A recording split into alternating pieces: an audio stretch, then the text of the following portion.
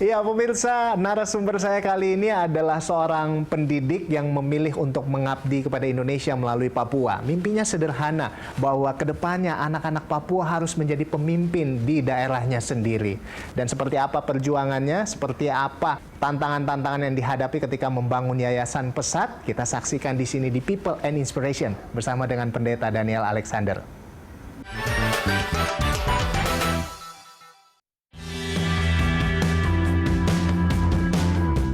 Berawal dari buku From Jerusalem to Irian Jaya, Pendeta Daniel Alexander terpanggil untuk melakukan pelayanan di pulau paling timur Indonesia. Daniel menemukan hal penting yang diperlukan masyarakat Papua, yaitu pendidikan. Walaupun sudah mengantongi izin tinggal di Australia dan Amerika, pada awal dekade 90-an, Daniel putar arah. Ia memilih memulai perjalanan panjang pelayanan pendidikan di tanah Papua dari Nabire. Bagi Pendeta Daniel, pendidikan yang terpenting adalah pendidikan yang didapat seseorang dari keluarga. Kini, kecintaan hamba Tuhan yang tak kenal pamrih ini telah menghasilkan anak-anak Papua generasi pemimpin di tanah kelahirannya sendiri. Bagaimana, apa kabar Pak Daniel Alexander? Salam sehat dari Papua untuk salam semua sehat yang untuk ada semuanya. di Berita Sabtu. Terkait dengan ini kan Pak Pendeta Daniel ini memilih untuk mengabdi kepada Indonesia melalui Papua gitu ya. Dan ini memilih untuk membangun pendidikan di Papua yang mengalami kesenjangan, tentunya nggak cuma di Papua aja, di Jawa sendiri juga masih ada masalah kesenjangan pendidikan. Tapi kenapa Anda memilih Papua, jauh-jauh ke Papua gitu? Sementara kalau dari Pak Pendeta Daniel sendiri kan bahwa berasal dari Jawa Timur. Ya, saya nggak tahu sejak saya masih kecil. Ya, keluarga kami, keluarga yang ya boleh katakan sangat sederhana. Nah, dari kecil saya sudah cukup merasa yang namanya kekurangan dalam segala hal. Nah, nggak tahu kenapa di hati saya, mungkin Tuhan yang menempatkan itu. Saya itu ingin memeratakan keadilan. Saya paling tidak bisa kalau melihat ada anak-anak yang susah atau menderita, apalagi kalau sampai nggak bisa makan.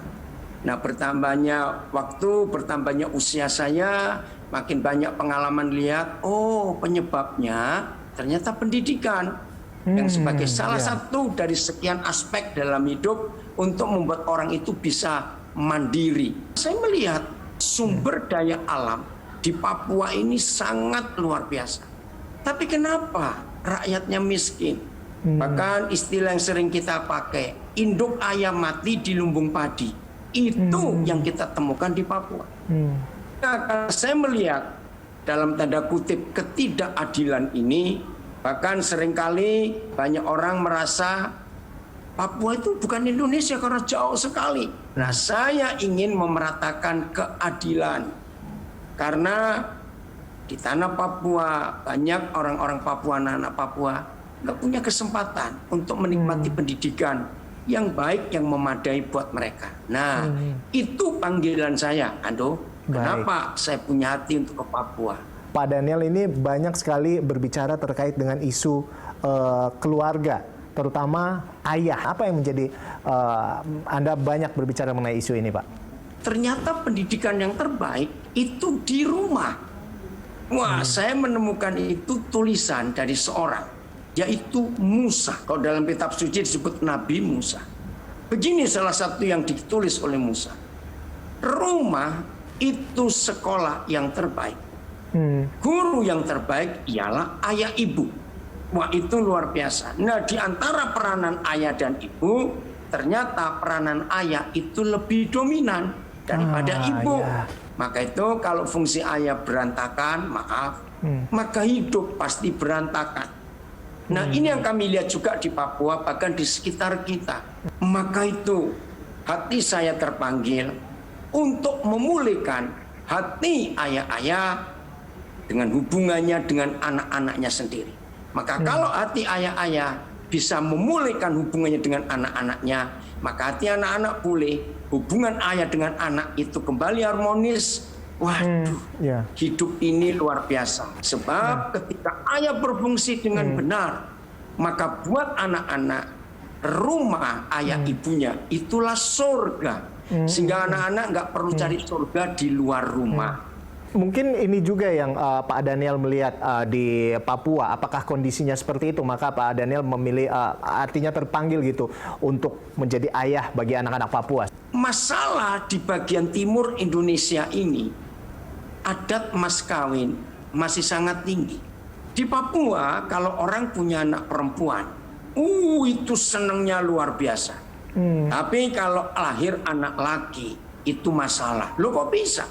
Sebab adat mas kawin di Papua ini sangat aneh, sangat mahal adat mas kawin.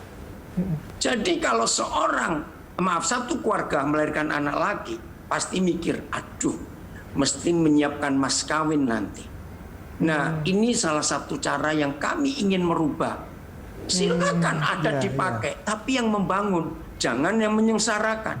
Nah, karena mas kawin itu mahal, maka akhirnya pria-pria yang menikah dan menjadi suami otomatis tidak bertanggung jawab sepenuhnya, maaf, karena berkata, aku sudah bayar kamu kok. Nah, ini yang salah. Maka itu sampai hari ini masih ada, maafkan saya lagi sekali. Jadi ini artinya bahwa adat di Papua ini sangat mempengaruhi pendidikan begitu di Papua. Jadi ini menjadi salah satu pengaruh juga nggak sih bagi keluarga di Papua untuk nggak memprioritaskan pendidikan begitu di Papua? Iya, apalagi waktu itu biaya pendidikan kan cukup tinggi. Walaupun ada sekolah-sekolah negeri yang milik pemerintah, tapi juga tetap ya harus ada bayar. Apalagi situasi seperti ini, maaf, kan lebih baik mereka gunakan untuk makan daripada untuk sekolah gitu ya. Baik, PR-nya agak gede gitu ya Pak Daniel ya, untuk membawa perubahan dari pendidikan gitu, sementara mental dari orang tuanya, tradisi juga mengajarkan hal yang berbeda. Kalau kembali lagi ke yang tadi nih Pak Daniel, ngomongin soal tadi ayah ya kan, sosok ayah yang Pak Daniel punya itu seperti apa sih? Saya umur 9 tahun, ayah saya meninggal. Dan beliau cukup muda. Meninggal di usia 31 tahun. Nah, dia wartawan dari sebuah koran lokal waktu itu di Jawa Timur. Tapi 9 bulan waktu yang singkat untuk saya hidup dengan ayah. Kami 4 bersaudara. Tapi dia adalah sosok ayah yang luar biasa. Ayah itu memberi keberanian pada anak-anak untuk ambil keputusan. Ayah adalah sosok yang jadi hero, jadi pahlawan buat anak-anak. Waktu itu zaman politik yang sangat kacau. Peralihan dari pemerintahan Orde Lama, Presiden Soekarno ke Presiden Soeharto. Kita tahulah pemberontakan G30S, 30 September. Jadi ayah terbunuh. Sampai hari ini kami nggak tahu dikubur di mana. Tapi memang sejak peristiwa itu warga kami hancur. Kemiskinan luar biasa. Ya. Tapi ini saya luar biasa yang melihat bahwa sekalipun Pak Daniel mengalami peristiwa yang begitu menyakitkan, tapi Anda memutuskan untuk tetap mengabdi kepada Indonesia. Nah, ini luar biasa. Nah, kita akan berbincang lebih dalam lagi bagaimana Pak Daniel membangun Yayasan Pesat di segmen berikutnya. Tetaplah bersama kami di People and Inspiration. Oke, baik. Nah, ini kita tahu sendiri bahwa di Papua ini apa-apa mahal gitu ya Pak Daniel ya. Jadi nggak cuma pendidikan. Jadi wajar kalau mungkin beberapa masyarakat di Papua, khususnya mungkin di pegunungan begitu ya, ini yang menganggap bahwa pendidikan bukan prioritas begitu. Nah, ini bagaimana kemudian Yayasan Pesat hadir di sana, mengembangkan pendidikan di sana. Apakah mahal atau tidak mahal atau bagaimana? Apakah gratis sepenuhnya Pak? Mengingatkan ini sistemnya asrama begitu ya Pak ya? Ya, wow, mahalnya luar biasa. Kenapa begitu? Ini sebelum pemerintahan yang sekarang, Presiden Joko Widodo membuat RPM sama seluruh Indonesia. Nah, saya beri contoh. Pertama kali kami buka taman kanak-kanak berpola asrama yang pertama di pedalaman. Disebut pedalaman itu tidak ada akses jalan darat, satu-satunya pakai pesawat. Itu di sebuah kecamatan kecil namanya Kecamatan Sugapa, ya sekarang sudah jadi Kabupaten Pemekanan baru. Kabupaten Intan Jaya. Nah, sebagai contoh, untuk membawa bahan bangunan, kami bangun sekolah di Kecamatan Sugapa. Waktu itu ya masih Kabupaten Enaruta Paniai. Untuk membawa 1 lembar triplek buat dinding, buat atap sekolah, itu kami harus potong jadi 8 dulu, baru bisa naik pesawat. Waduh. Kenapa? Karena pesawatnya kecil. Yang Cessna hanya untuk 6 penumpang. Itu semua naik pesawat. Beras, bahan bakar, semua. Harganya ampun dah. Nah itu kan harganya mahal banget. Nah lalu gimana dengan sekolahnya sendiri gimana Pak? Sangat mahal. Ya akhirnya berdiri juga, walaupun mahal. Maka itu sekolah itu jadi sekolah the best sampai hari ini. Nah itu masyarakat gimana kalau mau sekolah di situ? Gratis Ya, atau harus bayar berapa? Gratis. Tidak. Gratis. Kami sediakan gratis untuk anak-anak Papua. Iya. Dan itu semua pakaian, sepatu, makanan, kesehatan, buku. Kami sediakan gratis. Ini Pak Daniel, ini mohon maaf ya. Ini kan Pak Daniel ini profesinya sebagai pendeta. Kita tahu sendiri pendeta itu dapat dari pelayanan begitu ya. Itu pun nggak ditetapkan tarifnya harus sekian. Nah ini gimana sampai bisa membiayai, bisa menghidupi sekolah yang begitu mahal dan akhirnya anak-anak juga sekolah di situ dengan gratis. Uang dari mana ini Pak? Ya, ada 2 sumber. Yang pertama jelas dari pemerintah, kan ada dana BOS. Itu kami kelola baik-baik. Yang kedua, sebelum saya tinggal di Papua, kan saya sudah melanglang buana istilahnya. Jadi banyak orang yang kenal. Nah, dari situlah ketika saudara-saudara itu tahu, dari saya pernah tinggal di Amerika, di Australia, di Eropa, di Belanda, khususnya toto saya pindah ke Papua. Nah, mereka juga kaget dan tanya, dan mereka melihat bagaimana yang kami kerjakan. Jadi pemerintah dan rekan-rekan, saudara-saudara, para pebisnis itu yang mensupport sampai hari ini. Nah ini Pak Daniel, ini kan sudah 25 tahun ya, dari generasi pertama, tentunya kalau sekarang ya sudah lulus begitu. Itu nah ini lulus. Sudah berapa banyak lulusan dan akhirnya pada kemana aja nih Pak? Jadi apa aja mereka nih Pak sejauh ini? Sistem sekolah yang kami pakai itu pintu masuknya adalah taman kanak-kanak, karena kami ingin memiliki generasi yang karakter, kesehatan, gizinya semuanya dimulai dari taman kanak-kanak. Ya. Nah mereka yang generasi pertama 95, wah puji Tuhan, sudah banyak yang berhasil. Ada yang jadi camat, anggota DPRD Provinsi Papua yang termuda, ya, yang pemilihan yang terakhir ini, namanya Apeniel Sani. Itu lulusan sekolah pertama kami di sini. Wow. Ya. Wah keren sekali. Keren. Di Nabire, nah satu-satunya kantor pengacara yang dimiliki oleh orang Papua asli di Nabire. Itu adalah anak generasi pertama kami. Ya. Terus calon camat di Sugapa yang tadi itu, calon camat mungkin tahun depan Januari atau Februari dilantik. Adalah anak generasi pertama dari sekolah itu yang akan jadi camat di kampungnya sendiri. Lalu sejauh ini apa kira-kira kontribusi yang diberikan oleh mereka? Sekalipun mungkin Pak Daniel kan tidak meminta apa-apa. Beberapa di antara mereka jadi guru di sekolah ini dan jadi dosen. Karena kami suka ada sekolah tinggi ilmu komunikasi itu. Jadi mereka balik mengabdi karena mereka sadar kami bisa seperti ini karena kami dididik gratis di sekolah ini. Jadi mereka mengajar. Nah, ada beberapa mereka sudah sukses.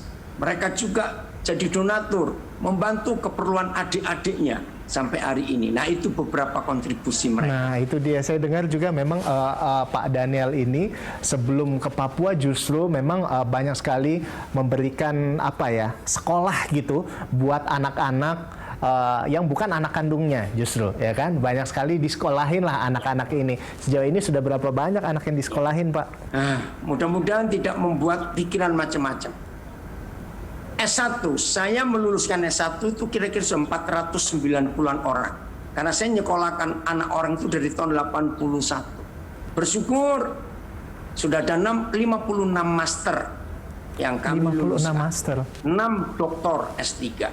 Ada sekian belas dokter umum, ada 2 spesialis. Dan kami akan terus berjuang membuat mereka itu jadi orang-orang hebat buat Papua, Indonesia, dan dunia ini. Menyekolahkan begitu banyak orang dan nggak mengharapkan apa-apa, yang paling penting adalah mereka harus menjadi berkat, bisa dibilang seperti itu Pak Pendeta ya, untuk Indonesia, Ya, Papua, betul. bahkan dunia. Baik, pemirsa, kita masih akan ngobrol banyak lagi bersama dengan Pendeta Daniel Alexander, tapi usai jeda. Tetaplah bersama kami di People and Inspiration. Oke, Pak Daniel, jadi ini luar biasa ya, kita dengar apa yang sudah disampaikan langsung oleh seorang Daniel Alexander terhadap apa yang dikerjakan terhadap anak-anak begitu, disekolahin dan lain sebagainya, dihidupin dan lain sebagainya, sekalipun tidak memiliki anak secara biologis seperti itu.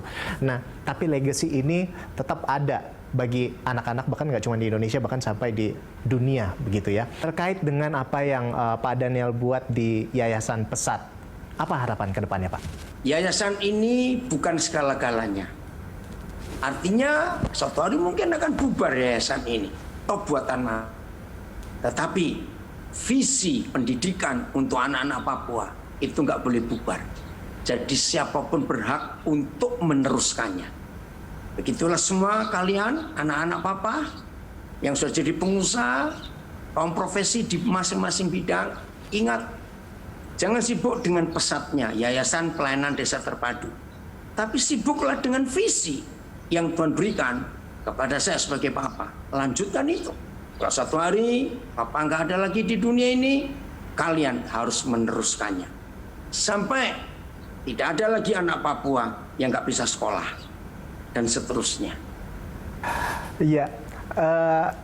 Saat ini kan Papa lebih ke Pak Daniel ini lebih ke Papua begitu ya. Nah, kedepannya apakah akan lebih lagi, mungkin lebih jauh lagi di luar Papua begitu? Kalau sampai ada yang meneruskan di luar Papua, silakan. Nah, saya berharap anak-anak saya yang punya visi pendidikan tapi nggak di Papua, silakan.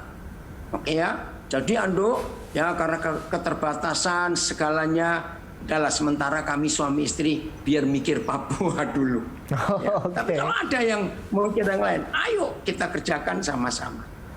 Buat saya begini, selama saya masih hidup, asal dia itu manusia, nggak peduli latar belakang suku, agama, apa status sosial, tidak. Pokoknya dia itu orang. Maka kami harus berbuat sesuatu untuk orang itu. Wow. Paling terakhir nih Pak Daniel, mungkin Pak Daniel bisa memberikan pesan bagi anak-anak muda sekarang yang nonton untuk sama-sama selagi masih muda memberikan atau menebarkan kebaikan seperti itu. Ya, pesannya begini, saya nyesel lahir di tahun 50-an. Harusnya saya lahir di generasi kalian, yaitu generasi milenial. Ya, dengerin itu, generasi milenial. Nah, saya pesannya 2 hal. 1, anak-anak muda, belajarlah bisa berkata cukup untuk hidup. Kalau kalian bisa berkata cukup dan merasa cukup, tapi yang kalian hasilkan begitu banyak, maka ini yang kedua. Berbagilah. Cari generasimu yang gak sebahagia dan nasibnya gak sebagus dirimu, bagi kepada mereka. Maka kalau kita bisa berkata cukup dan padahal dapatnya lebih, pasti banyak lebihnya, banyak sisanya. Nah, itu yang kita bagi. Apalagi di masa pandemik seperti ini, kita nggak bisa mewah-mewahan untuk pribadi. Ya, mari kita berbagi. Maka suatu hari, kalau hidup ini sampai di titik, bukan koma lagi, tapi sudah titik, maka orang akan mengenang apa yang kita buat selama kita masih hidup. Maka itu generasi milenial, anak-anak muda, saya bangga dulu. Ya. Karena waktu saya seumur kalian nggak ada fasilitas seperti itu. Bayangkan Ando, saya sampai kelas 4 SD itu masih pakai batu tulis loh, belum ada buku, nggak ada tuh batu tulis sekarang. Baik, Maka baik. itu kalau kalian dapat fasilitas kemewahan seperti ini, ayo berbagi. Ya, Itu Ando. Baik. Ya kita bersyukur juga sih ya sebagai generasi sekarang justru bersyukur punya sosok Pak Daniel Alexander ya, papa begitu ya, yang lahir lebih dulu jauh dari kita karena memang bisa menjadi orang yang bisa kita look up begitu ya Pak ya. Terima kasih banyak Pak Daniel Alexander sudah menginspirasi hari ini dan kita doakan Pak Daniel Alexander selalu sehat, sukacita senantiasa, dan tetap menebarkan kebaikan sampai ke ujung dunia. Sampai orang percaya bahwa orang baik masih ada. Dan demikian People Inspiration hari ini. Sampai jumpa di episode selanjutnya. Saya Rolando Sambuaga. Sampai jumpa.